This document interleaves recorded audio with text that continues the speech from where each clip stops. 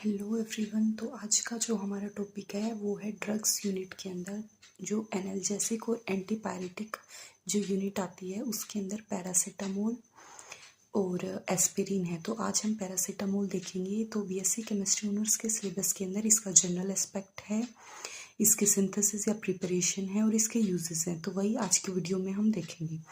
तो general aspect की बात करें तो इसका आयुपेक नेम है वो है N4 हाइड्रोक्सी फिनाइल एसिटामाइड। इसका स्ट्रक्चर है ये, इसके अंदर एक बेंजीन रिंग प्रेजेंट है जो फिनाइल है, एक OH ग्रुप है जिसको हाइड्रोक्सी है जो नेमिंग के अंदर, और ये एसिटामाइड का स्ट्रक्चर है। तो ये स्ट्रक्चर हमारा है पैरासीटामोल का। इसको एसिटामाइनोफेन भी बोलते हैं पैरासीटामोल को, और ये one of the widely use drug है, मतलब जिसको ज़्यादा यूज़ किया जाता है वो ड्रग है पैरासीटामोल। इसको यूज़ किया जाता है फीवर को ट्रीट करने के लिए, और जो माइल्ड टू मॉडरेट पेन होता है हमारी बॉडी के अंदर उसको ट्रीट करने के लिए। ये एक टाइप की एनाल्जेसिक है। एनाल्जेसिक का मतलब क्या होता है कि जो पेन को रिलीव करे। तो ये एनाल्जेसिक है और एंटीपायरेटिक ड्रग है। पायरेटिक का मतलब फीवर होता है, तो एंटीपायरेटिक मतलब फीवर के अगेंस्ट काम करेगी, तो मतलब फीवर को ट्रीट करेगी। तो एंटीपायरेटिक ड्रग है ये, जो वाइडली अवेलेबल होती है over the counter. Over the counter means कि मतलब इसको सोल्ड करने के लिए किसी लाइसेंस की या किसी प्रिस्क्रिप्शन की ज़रूरत नहीं है। ये एक लीगली, इसको हम लीगल सोल्ड कर सकते, मतलब लीगली इसको बेच सकते हैं। तो ये वाइडली अवेलेबल होती है ओवर द काउंटर।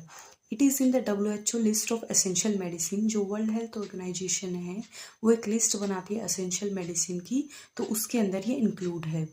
नेक्स्ट चीज़ है कि ये it is not considered NSAID। NSAID की फुल फॉर्म क्या है? Non steroidal anti inflammatory drug. तो ये हम इसको non steroidal anti inflammatory drug के अंदर कंसिडर नहीं करते, क्योंकि जो इसकी एंटी इन्फ्लेमेटरी जो एक्टिविटी है वो बहुत कम है। इस वजह से इसको इस कैटेगरी में हम नहीं डालते। और ये ट्रीट करती है पेन को कैसे? Mainly by blocking COX-2। ये पेन को कैसे ट्रीट करती है कि जो हमारा CNS है, जो सेंट्रल नर्वस सिस्टम है, ब्रेन है, उसके अंदर जो COX-2 प्रेजेंट है उसको ये ब्लॉक कर देगी। तो जो फीवर है या फिर जो पेन है जो फील हो रहा है वो हमें फील होना बंद हो जाएगा। ऐसा नहीं है कि पेन हो नहीं रहेगा, पेन होगा बॉडी के अंदर, लेकिन ये उसको फील नहीं होने देगी, क्योंकि सेंट्रल नर्वस सिस्टम के अंदर जो COX-2 प्रेजेंट है उसको ब्लॉक कर देगी, और रेस्ट ऑफ जो बॉडी है जो उसके अंदर जो पेन हो रहा है वो हमें फील नहीं होगा। ट्रेड नेम्स हैं इनके। ट्रेड नेम्स का मतलब क्या है कि किस नाम से ये बिकती है मार्केट में। तो ट्रेड नेम्स हैं इसके टाइलिनोल और पेनेडोल। तो ये है इसके जनरल एस्पेक्ट्स, इसका आयुपेक नेम, इसका स्ट्रक्चर। एसिटामाइनोफेन इसको बोलते हैं, वाइडली यूज ड्रग है। फीवर को और पेन को ट्रीट करने के लिए ये यूज़ की जाती है। Analgesic, pain relief, antipyretic, fever के अगेंस्ट काम करती है, वाइडली अवेलेबल होती है ओवर द काउंटर। WHO की लिस्ट एसेंशियल मेडिसिन की, उसके अंदर आती है ये। NSAID ये नहीं है, क्योंकि इसकी एंटी इन्फ्लेमेटरी एक्टिविटी बहुत कम है। पेन को ट्रीट करती है कैसे? COX-2 को ब्लॉक कर देती है CNS के अंदर, ब्रेन के अंदर। और ट्रेड नेम्स हैं इसके टाइलिनोल और पेनेडोल। फिर जनरल एस्पेक्ट्स के बाद आ जाता है सिंथेसिस या प्रिपरेशन पैरासीटामोल की। तो सिंथेसिस या प्रिपरेशन के दो मेथड हैं, बूट्स मेथड और ग्रीन मेथड। तो बूट्स मेथड है, उससे शुरुआत करते हैं। तो इसके 3 स्टेप हैं।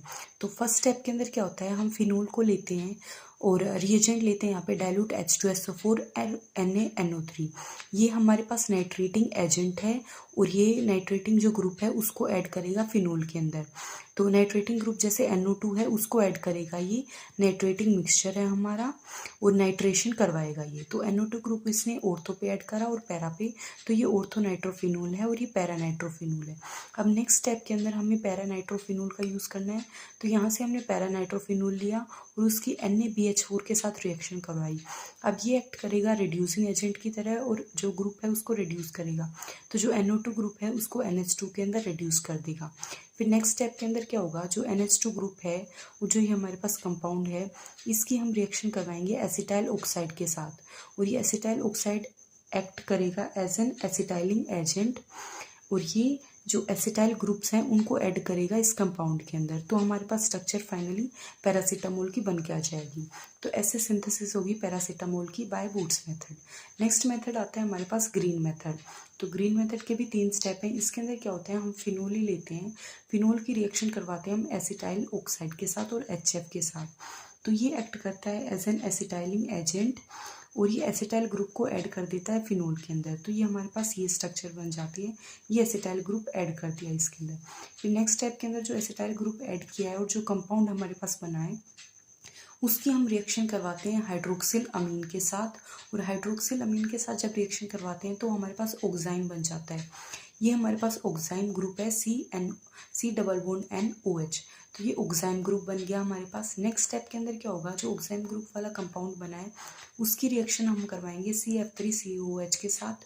तो ये स्ट्रॉन्ग एसिड की तरह काम करेगा और ये इसको चेंज कर देगा इसके अंदर, और फाइनली हमारी पैरासीटामोल बन जाएगी ग्रीन मेथड से। तो ये दो मेथड थे। तो फर्स्ट के अंदर पहले नाइट्रेशन करवाया, नाइट्रेटिंग ग्रुप एड्स करे, सेकंड स्टेप में रिडक्शन हुआ NO2 का NH2 में, थर्ड स्टेप के अंदर एसिटाइल ग्रुप ऐड हुए, पैरासीटामोल बन गया। इसके अंदर फर्स्ट स्टेप के अंदर एसिटाइल ग्रुप ऐड हुए, ये कंपाउंड बना। नेक्स्ट में हाइड्रोक्सिलामीन के साथ रिएक्शन करवाई तो ऑक्साइन बना। नेक्स्ट टाइम में ऑक्साइन का चेंजमेंट हो गया इसके अंदर थ्रू द रिएजेंट CF3COH जो एसिड की तरह काम करेगा, और फाइनली पैरासीटामोल की फॉर्मेशन होगी। तो ये थी सिंथेसिस ऑफ और प्रिपरेशन पैरासीटामोल की। तो नेक्स्ट चीज़, अब सिंथेसिस ऑफ पैरासीटामोल के बाद आता है उसके यूजेस। तो पैरासीटामोल के यूजेस क्या हैं? It reduce mild moderate pen, की जो माइल्ड से मॉडरेट जो पेन होता है, मतलब जो कम दर्द होता है उसको ट्रीट करता है ये। हेल्प्स इन माइग्रेन, मतलब माइग्रेन की वजह से जो पेन होता है उसको भी ट्रीट करता है, उससे रिलीफ देता है। हेडेक, जो नॉर्मल हमारा सर दर्द होता है उससे रिलीफ देता है। किडनी स्टोन पेन, किडनी में जो स्टोन हो जाते हैं उनकी वजह से जो पेन होता है हमें एब्डोमेन में, उससे भी रिलीफ देता है ये। It helps to control fever, जैसा कि हमने देखा कि एक एनाल्जेसिक और एंटीपायरेटिक ड्रग है। तो एंटीपायरेटिक होता है जो फीवर के अगेंस्ट काम करती है, तो फीवर से भी रिलीफ देता है, ये फीवर को कंट्रोल करता है। नेक्स्ट चीज़ आती है ओस्टियोआर्थराइटिस। तो ओस्टियोआर्थराइटिस को भी हील करता है। ओस्टियोआर्थराइटिस क्या होता है कि जो जॉइंट्स है हमारे, जैसे मान लो हैंड के जॉइंट है या नी के जॉइंट है, वहाँ पे टिश्यू का टीयर अप हो जाता है या फिर ब्रेक डाउन हो जाता है, तो उसकी वजह से पेन होता है इंडिविजुअल को। तो वो जो डिजीज़ होती है वो ऑस्टियोआर्थराइटिस होती है, उससे भी ये रिलीफ देता है अगर हम पैरासीटामोल मेडिसिन है जो उसको इंजेस्ट करते हैं तो। नेक्स्ट है जो कोविड-19 के टाइम पे जो सिम्टम देखे गए थे कोविड-19 के, तो पैरासीटामोल टैबलेट जब ली तो वो उससे भी रिलीफ मिली थी। तो ये थे इसके यूजेस मेनली। जैसे ये पेन को ट्रीट करता है तो वो हेडेक का पेन भी हो सकता है, माइग्रेन का, या फिर किडनी स्टोन पेन हो सकता है। फीवर को ट्रीट करता है, फीवर से रिलीफ देता है क्योंकि एंटीपायरेटिक है ये। ओस्टियोआर्थराइटिस मतलब जो जॉइंट्स के अंदर जो टिश्यू का ब्रेकडाउन हो जाता है उसकी वजह से जो पेन होता है उससे भी रिलीफ देता है। कोविड-19 के टाइम पे जो सिम्टम देखे गए थे उसको भी इसने कम कर दिया था जब पैरासीटामोल को इंजेस्ट किया हमने। लास्ट चीज़ इसमें आती है कि सेफ़र चॉइस है ज़्यादातर लोगों के लिए क्योंकि इसके साइड इफ़ेक्ट बहुत ही कम है। तो ये था पैरासीटामोल के अंदर उसके जनरल एस्पेक्ट्स, उसके सिंथेसिस या प्रिपरेशन और उसके यूजेस। तो मिलते हैं नेक्स्ट वीडियो के अंदर जिसके अंदर मैं एस्पिरिन का टॉपिक कवर अप करूँगी। तो जब तक के लिए ऑल द बेस्ट।